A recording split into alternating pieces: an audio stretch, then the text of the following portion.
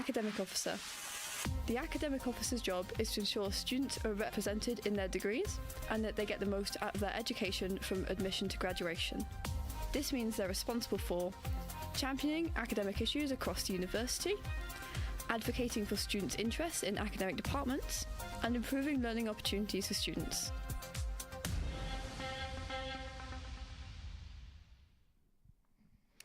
My name is Amber and I'm joined with James Driver, who is running for Academic Officer. So welcome to the studio, James, and we're just going to jump straight into it. Thank you. So you propose an aim to secure value for money, and part of this is going to be 24/7 library access. So what would you say the specific benefits of, the library being open 24/7 as opposed to other already open study spaces would be? And how about the library's statement that their 10 p.m. Fairhurst closure and midnight Morel closing times as part of their eco mode actually is environmentally friendly? I think students in general benefit from having as many study spaces open as they can. I think from that point, I think students need as much access as they can. I think the library is one of the main hubs that people use that also has all the resources they need within it. And I think from the point of having many other major universities, Leeds, Manchester, etc., all have 24/7 libraries. The question is, why haven't we? I understand there's problems eco-wise. Can we bring in a model that maybe 25% of it stays open over that time, and we offset that? I think that's something we can look at, and something I would look at, and I'm open to negotiating with any stakeholders as always to try and get that done.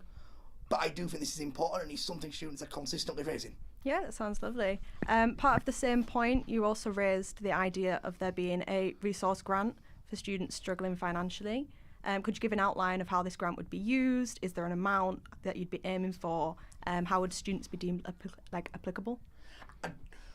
First thing I would say, I don't think it's wise to be in an interview before I've seen the books and put a number on it. That to me seems slightly unwise until I have access to the financial data. Although what I would say is the way it will be budgeted is through protected funds that is still in the pot, as is in the 2023 and 2024 financial accounts from strike pay going back. If strike pay is going to come back, it needs to come back into the hands of students. It needs to come back into the hands of the most marginalised students that were adversely affected from strike action, whatever anyone's opinions on the strike action at that given time were. All right, and moving on to another point in your manifesto, you said you aimed to foster positive learning environments through providing ring-fencing funding for department reps. Could you give maybe an overview of the sorts of ways that representatives could use these funds to strengthen their communities?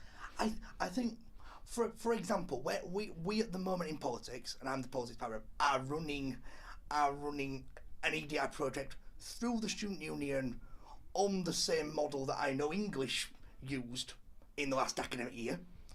I am happy to run that and leading on it.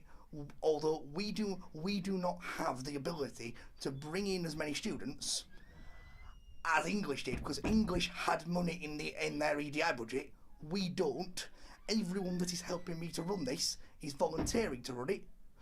Yes, we want to get it done for students, but to give department reps the resources they need to be able to support all their students in the way they know is going to benefit them, we need financial backing. There's no other way around that. And would you say that there's a main point of your manifesto that you want people to remember before we leave? I would say the assessment and feedback, and getting it in within 25 days is something that is really important to me, because I think that's something that's raised for me time and time again before I run for this role.